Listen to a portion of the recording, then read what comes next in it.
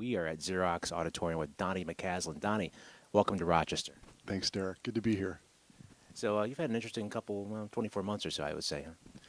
Yeah, it's been kind of a whirlwind, but yeah, there's just so much has happened. It's sort of hard to kind of process it all. But I'm just going day by day, moment by moment. It's amazing because I remember we were talking to Mark Julian about 2 years ago about a project. He says, I can't talk about it or they'll kill me. And I'm like, okay. And he said, I've already said too much. And then obviously what happened later on that year. So how did you get the call for the David Bowie Black Star project? Well, it was through Maria Schneider. And Maria and David were collaborating on a piece called Sue or in a Season of Crime. And it was Maria's big band, which I'm a part of.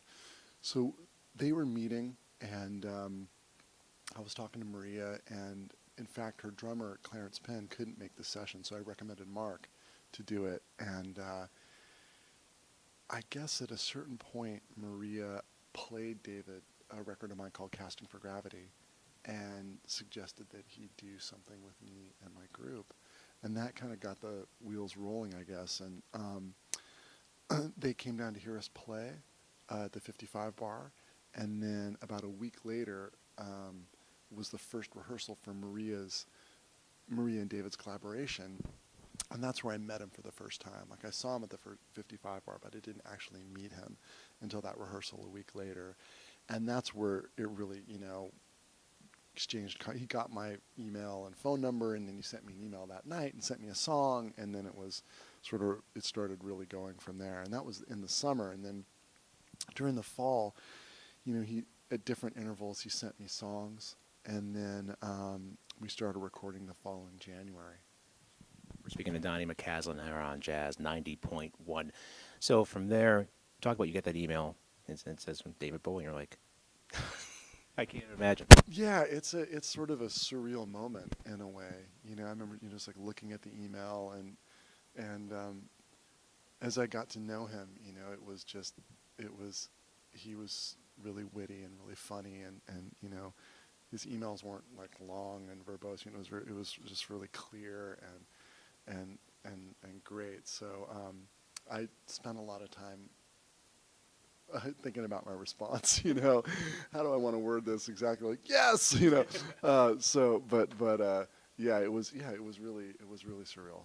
Speaking with Donnie McCaslin, so going on from there, and then the album comes out, and then now you start your own project on Motema Records. And what's the name of that record? It's called Beyond Now. Yeah, and it came out last October, and we've been touring sort of since then, presenting that live. And talk about that experience of now. I mean, you were working on that for quite a while, and then now you get to present it all over the globe. What's it like to do that kind of music in front of an audience and create that kind of artistry? Well, I would say that it's like a dream come true. When I was younger, practicing and you're working on things, and one of my goals was to always have the opportunity to tour a lot with my own group and to see that develop on the bandstand. So, I'm really grateful for these moments that have happened, and that we have been playing gig after gig, and I've been able to, see the things develop on the stand and on the bandstand, and, write music around what's been going on in the bandstand. So it has been a dream come true, and I'm trying to, really enjoy every moment and, realize that this is a special opportunity. Who's in the band? Tonight is Jason Lindner on keyboards, Nate Wood on drums. I almost said bass because last night he was playing bass with us, and Jonathan Marin on bass. Last night we played in Montreal, and Mark Juliano was playing drums, but he's playing with his band there tonight. So Jonathan has come up from New York to join us for the next 2 dates, and then we're going to go to Europe in about a week from now. So another nice thing about having a lot of touring is that I've got different guys on different instruments who now have done the gig a lot and who are comfortable stepping into it and know the repertoire and know the sort of group dynamics. So it's just been wonderful to have these different great musicians, come in and out of the group. It's been tremendous, and it gets inspiring for me. We're speaking to Donnie McCaslin here on Jazz 90.1. Donnie, what advice would you give up-and-coming musicians who are either coming through high school or through the conservatory route And as you know, sometimes they have their mindset that this is going to be what I'm going to do. Sometimes life throws you a curveball. So, what advice would you give them? Well, that's a great question, and I think also another aspect of that is that the music industry is changing, and since the time that I was that age, it's undergone a huge shift and continues to. So there's a lot of things to consider, but I think a couple things come to mind, and one I think is trying to orient what you're practicing to a musical situation. And to be more specific, what I mean is that when I was young, sometimes I would practice this pattern and this pattern and this scale and this solo or whatever, but I didn't really work on integrating them into improvising over a song where you have to navigate harmony and rhythm and form. So once I started doing that, it felt like it really helped to accelerate the learning process and helped me to be more present when I was practicing in a way. So, I mean, that's what worked for me, and it's not a one-size-fits-all thing with practicing, but I do think one word of advice from me is for young musicians is always try to orient what you're doing to a musical situation. So it's a big picture thing. It's not just getting the instrument together or this pattern or that pattern, but it's like, how do I work on the whole thing at once, The other thing I would say is that one thing that was really helpful for me was I grew up in a musical environment that was very diverse. My father's band, it was Great American Songbook, Latin jazz, funk tunes. There was a lot of reggae music in my hometown. A lot of the big reggae acts came in, a lot of R&B, a lot of salsa music.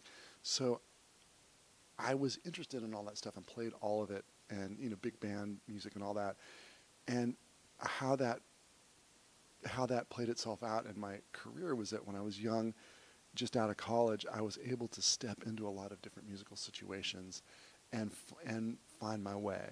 I wasn't an expert on this type or that type or whatever. I was focused on jazz and improvised music, but I was able to be malleable, and that helped me to make a living and helped me to survive as an artist. And part of that is that I play the saxophone. I mean, it's harder to do that if you're a piano player and you have to learn, know all of these different repertoires and really know it well. But that would be one sort of, thing about advice I would say is just being open to the different opportunities that are out there stylistically and to not maybe pigeonhole yourself into one thing, but being open so that you have more opportunities to work, basically. And it's like, the revenue stream for music is changing, and it's getting broader in a way. So part of it, not that I really thought this way consciously, but it was like, being able to put different buckets out in different, to survive. So that's one thing I would think about. And, and in terms of where, your mindset is also, I would say that music is, you really got to want it, and you really got to feel like this truly is your calling. Because it is challenging, and it's not only just the changing economics of it and stuff, but also just psychologically dealing with all those hours alone practicing and negotiating all the things that you have to negotiate as an artist. Like, I think it's something for people who feel like this is really their calling in life, and this is what they're this is what they're meant to do. If somebody's on the fence, I would I would say deliberate, because if you're going to go for this, you got to go all the way in, and it's and that's wonderful, but it's also challenging. And are you really, is that really what you want to do? I mean, for me, it was what I wanted to do from when I was 12 years old, and so it wasn't like a decision I never really had to like. It was a calling. Yeah, I didn't have to debate about it. So I just put that out there because there are options, and it can look a lot of different ways these days. Speaking with Donnie McCaslin on Jazz 90.1. So because of all the touring and traveling, what's been on your playlist? Oh, my playlist. Okay, lately. That's a good question. Okay, I'm listening to Deerhoof, which is a San Francisco based alternative band. I'm listening to Sufjan Stevens. It's a great songwriter, singer. I'm listening a little bit to Meshuggah's last record. Radiohead's last record is amazing. I love that.